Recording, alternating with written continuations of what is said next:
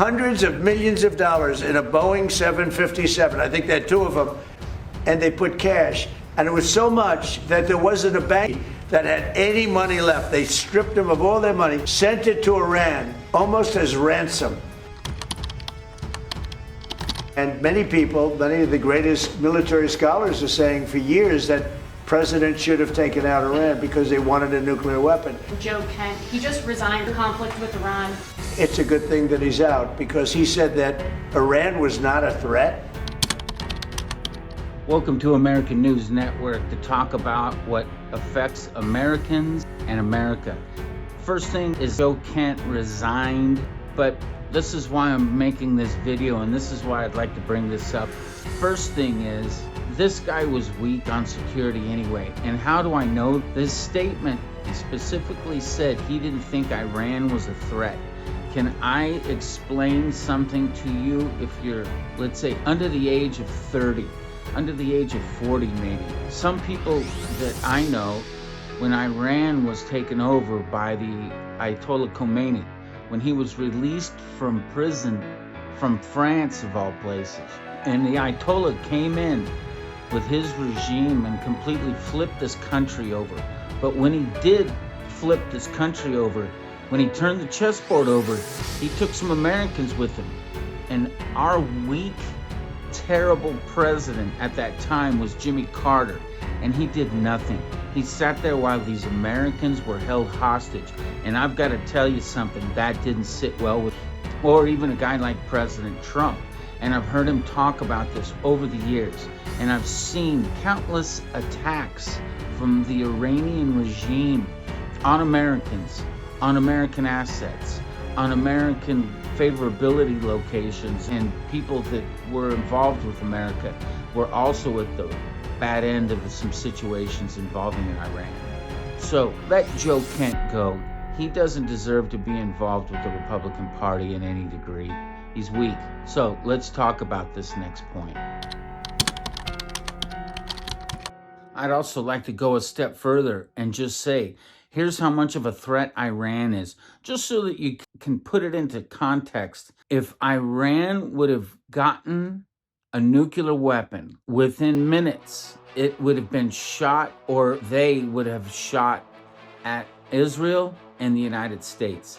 I've heard death to America for 47 years coming from this regime. And now I've got people that are in this country affecting Americans and the way that America runs that don't understand this.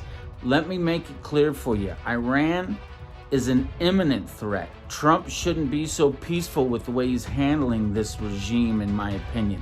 I think he should go in there and just make a parking lot out of this place. But I'm being a little bit hyperbolic, but I want you to know that Trump, he's being very surgical about this, and he could be a lot more devastating to this country.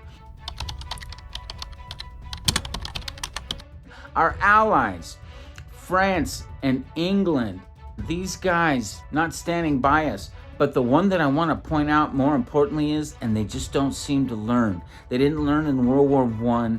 These Germans didn't learn in World War II. And now it's coming to a point where we needed them here in NATO, and the Germans are saying, no thanks. Well, it didn't end so well for you the other two times, Germany. I'd pay attention to the chessboard if I was you. Your director of national counterterrorism, Joe Kent, he just resigned today. He said he can't support your conflict with Iran. It's a good thing that he's out because he said that Iran was not a threat. Iran was a threat. Every country realized what a threat Iran was. The question is whether or not they wanted to do something about it. And many people, many of the greatest military scholars are saying for years that president should have taken out Iran because they wanted a nuclear weapon. They were, if we didn't do the attack, or if, I'll go a step further, if I didn't terminate the Iran nuclear deal given to us, one of the worst deals ever made by Barack Hussein Obama. Remember when they sent Boeing 757s over there, loaded with cash? Now you have to remember when we sent a plane load of cash over to Iran, what was Obama thinking? What was Barack Hussein Obama thinking? Was he just handing the enemy relief?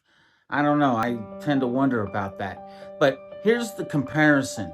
If you were to take a picture of when Obama was president, there would have been Khomeini lying on a pile of cash. In the other picture, Khomeini's in a coffin. Tell me what you think the difference is between the two pictures. Obama, President Trump. That's the correlation between the pictures. Khomeini's sitting on a pile of cash. Khomeini's 6 feet under. What do you think happened? Do you think that we're finally taking some action?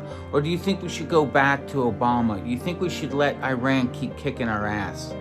I can't believe that we're not letting Trump take his situation go forward. Hundreds of millions of dollars. You would have been very happy. This was a wonderful. They said hundreds of millions. People forget that. Does anybody remember? Right? You remember. Hundreds of millions of dollars in a Boeing 757. I think they had two of them loaded. They took the seats out and they put cash. And it was so much that there wasn't a bank in Virginia, Maryland, or D.C. that had any money left. They stripped them of all their money, put it into place, sent it to Iran, almost as ransom. That's not going to happen with Trump. And nobody ever did anything about it. Nobody ever said anything. Can you imagine if I did that? So they've been a threat for a long time. But they've really been a threat. If I didn't terminate Obama's horrible deal that he made, the Iran nuclear deal, you would have had a nuclear war 4 years ago. You would have had nuclear holocaust, and you would have had it again if we didn't bomb the site. So when somebody is working with us that says they didn't think Iran was a threat, we don't want those people because, and there are some people I guess that would say that, but they're not smart people or they're not savvy people.